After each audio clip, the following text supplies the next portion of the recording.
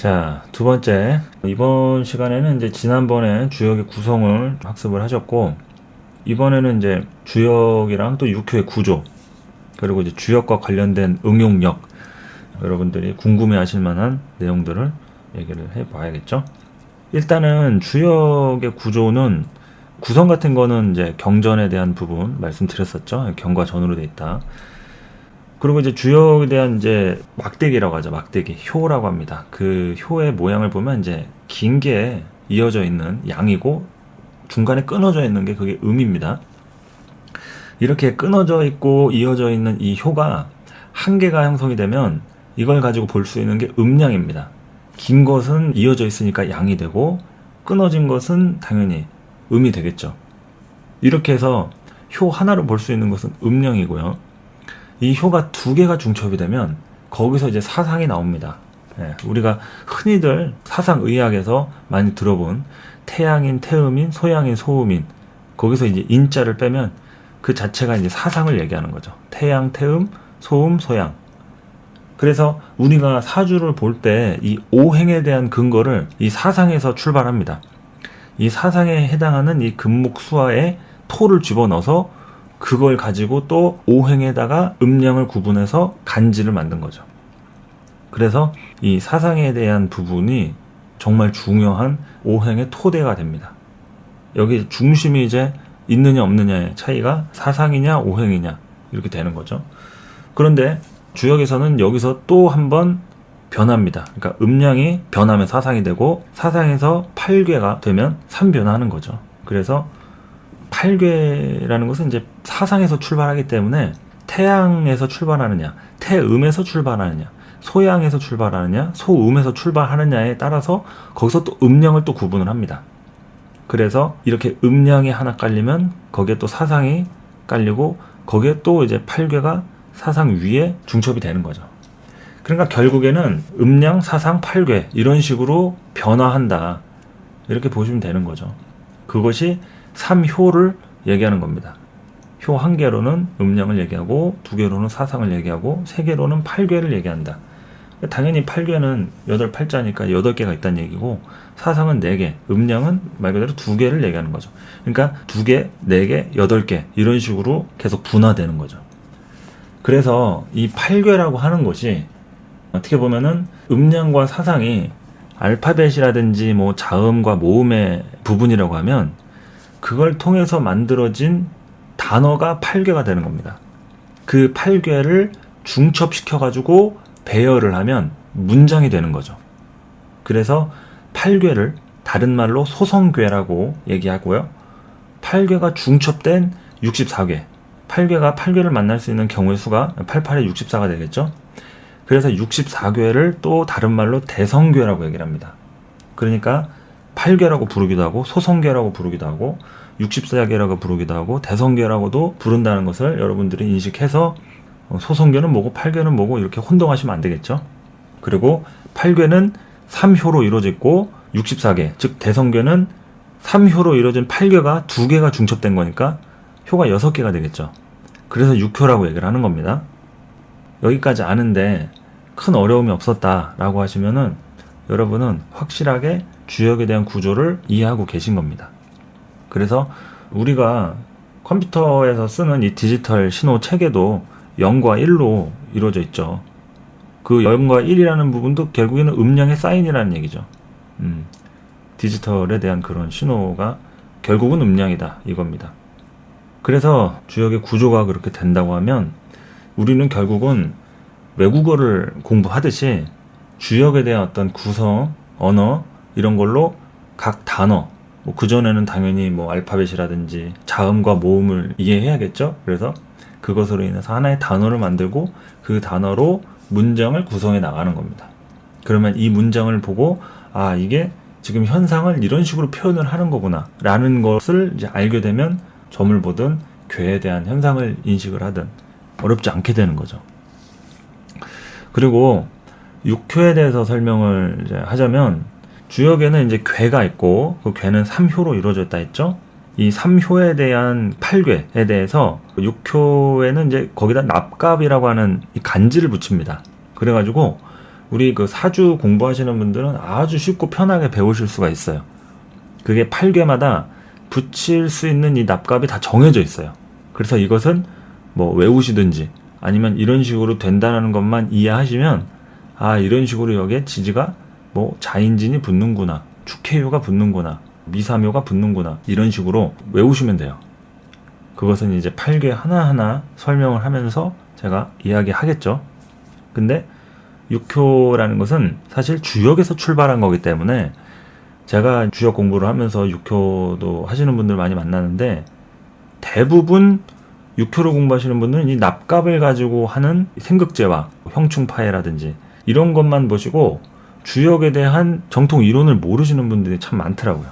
육효를 공부할 때는 육효의 전신인 주역에 대한 중정응비라든지 괴사라든지 효사에 대한 기본적인 구성 정도는 알아야 한다고 생각합니다. 물론 육효 자체만 보더라도 잘 맞아요. 그렇게 구성이 되어 있어요. 우리 사주 보듯이 세ung 붙여가지고 육합이든 뭐 충이든 뭐 삼합이든 형중파이든 뭐 생극 이런 거 다 봅니다.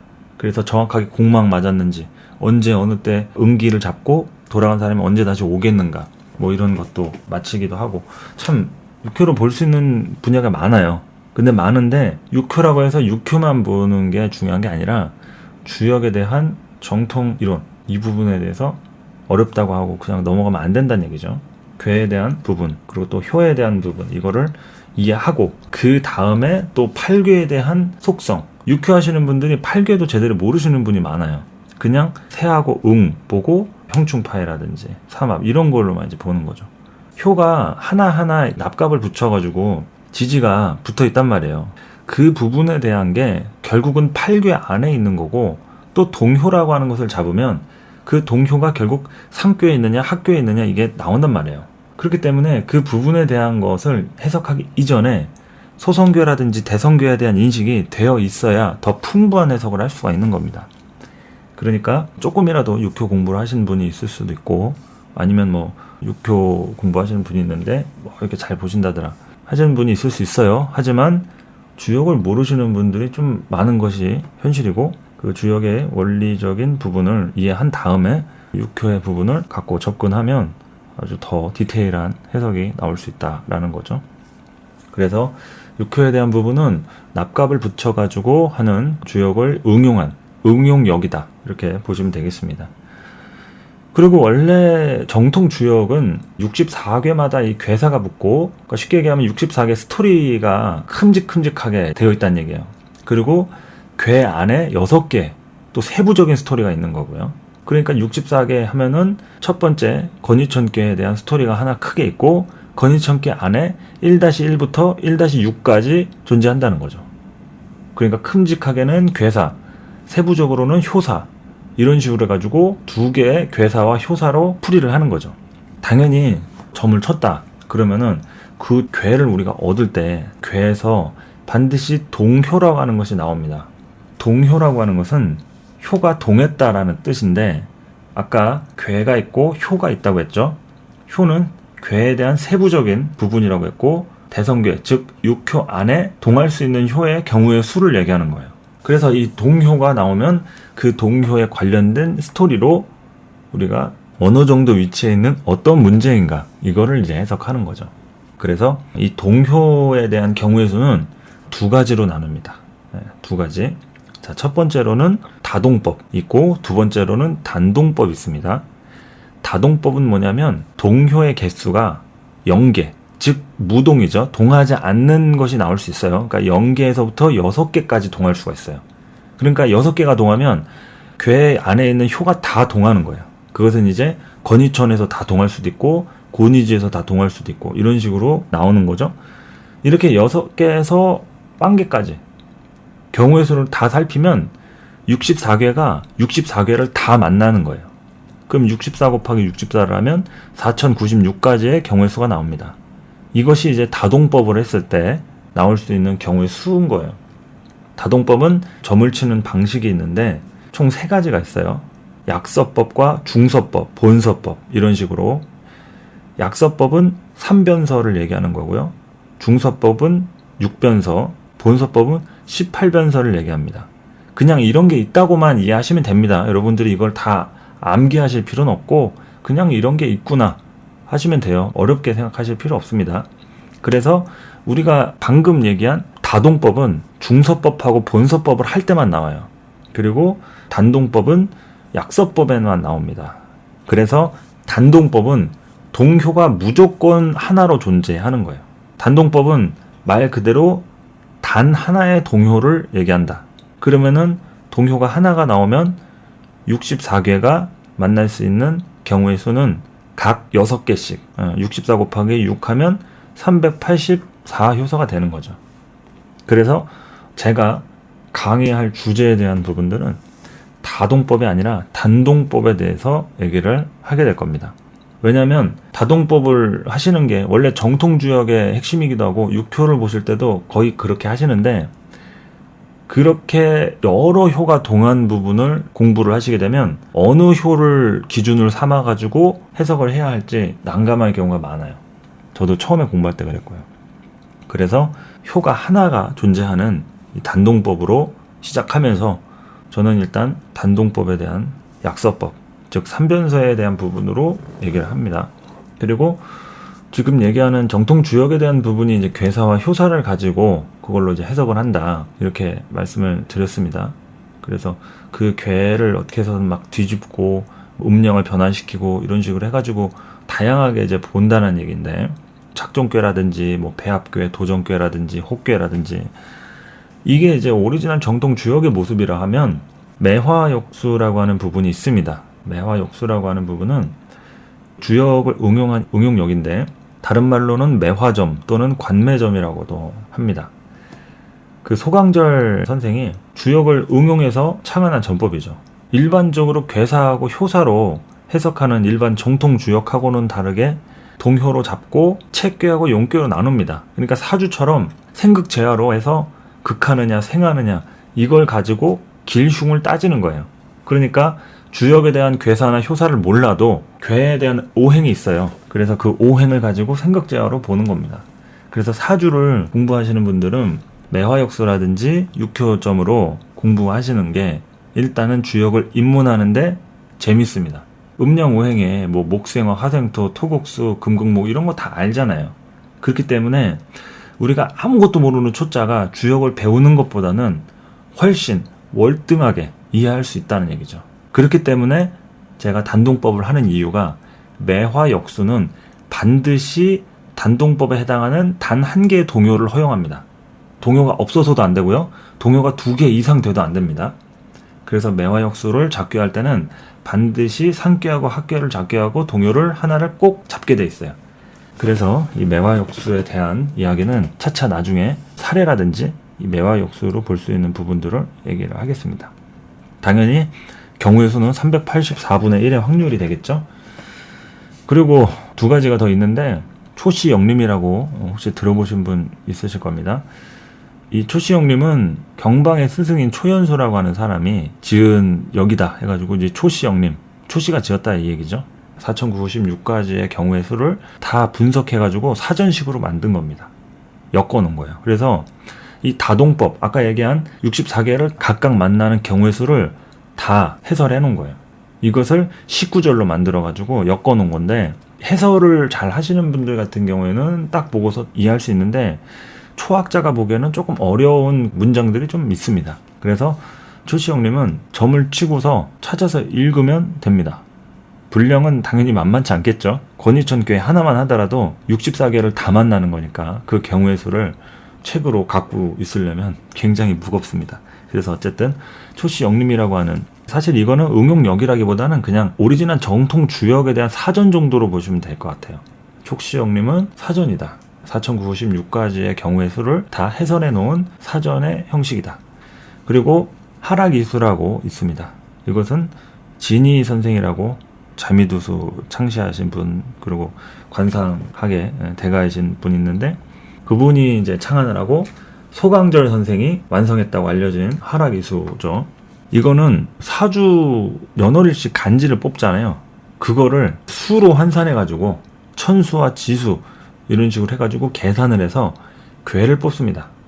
그래서 그 괴 가지고 사주처럼 보는 거죠.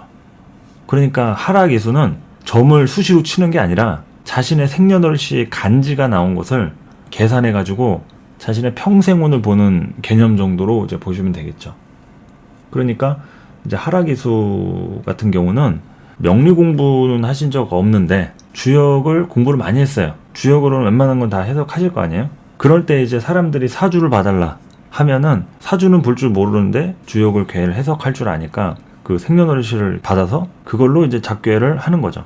수로 이제 환산해가지고 사주처럼 보는 겁니다. 그것에 대한 연운, 몇 년도 운세 어떻고 이런 식으로 계산해서 작년 어떻고 올해는 어떻고 이런 식으로 보는 겁니다. 이 하락이수도 잘 보시는 분은 잘 맞아요. 그거는 어떠한 응용력이든 잘 보면 잘 맞습니다. 못 보면 안 맞고요. 그러니까 뭐 어떤 게 잘 맞아요 이렇게 질문을 혹시라도 하시는 분이 계시겠지만 잘 보면 다 잘 맞습니다. 그리고 복잡하게 아까 말씀드린 대로 4096가지의 경우의 수가 많다고 해가지고 384가지의 경우의 수가 현저하게 적중률이 떨어지는 게 아니에요. 그거는 그만큼 잘 보면 충분히 그 안에서 볼 수 있는 내용들이 아주 디테일합니다. 저는 그거를 임상했기 때문에 그 부분에 대한 것까지 아주 광범위하게 할 필요가 아직은 없다고 생각해서 단동법으로 지금 실제로 점을 치기도 하고 그 부분을 여러분들한테 설명을 해드리려고 하는 거니까 일단은 그렇게 따라와 주시면 좋겠고, 오늘 설명한 거 복귀하면은 주역을 응용한 응용력, 일단 정통 주역 있고요. 그리고 매화역수, 그리고 육효, 경박력, 오행력이라고도 하는 육효, 그리고 초시역림, 이거는 이제 사전 시기라고 했죠. 그리고 하락이수, 이거는 사주처럼 보는 주역전, 이렇게 보시면 되겠죠. 그러니까 5가지 이 주역으로 할 수 있는 크게 알려진 응용력은 이 5가지예요. 그러니까 정통 주역 빼면 4가지죠. 그러니까 4가지가 제일 보편화되고 제일 많이 알려진 전법이라고 보시면 되겠죠. 주역을 응용해서 하는. 그래서 일단 이 부분만 알아두셔도 되고요. 제가 여기서 이제 다룰 것을 또 알려드려야겠죠. 여기서 주로 다룰 것은 정통 주역에 대한 괴사라든지 효사에 대한 부분하고, 그리고 매화역수, 오행에 대한 이제 8괴 각각의 생극재화 이런 거랑 육효, 이거는 이제 각 효에 붙어있는 납갑을 가지고 새 응을 붙이고 이제 형충파이나 이런 걸 보는 거죠. 이 3가지를 응용해서 할 겁니다.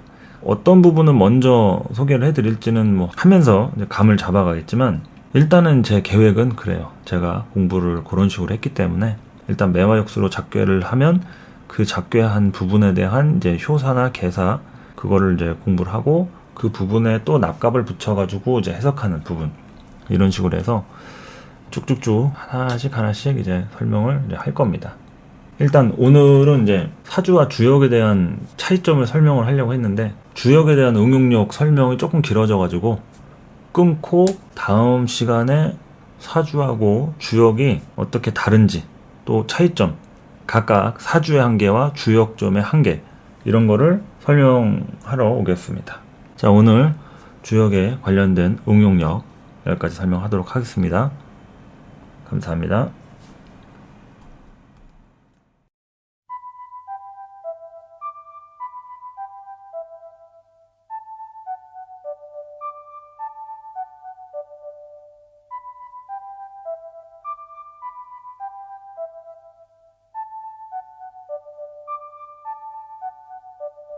汚れた雪でさえ降らない都会はいてついた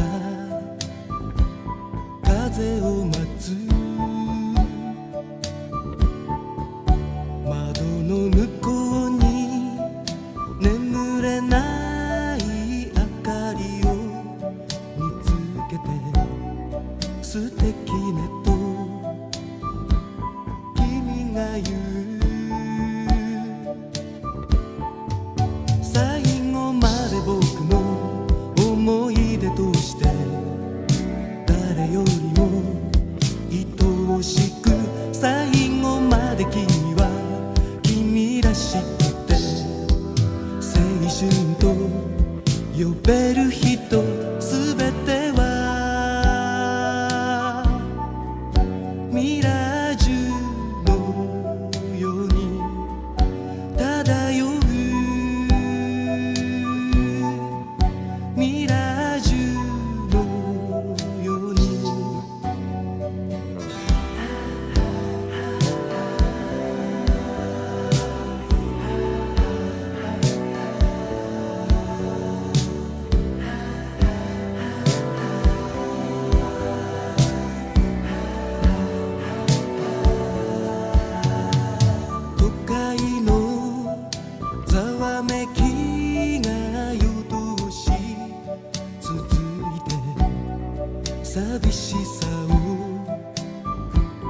慰める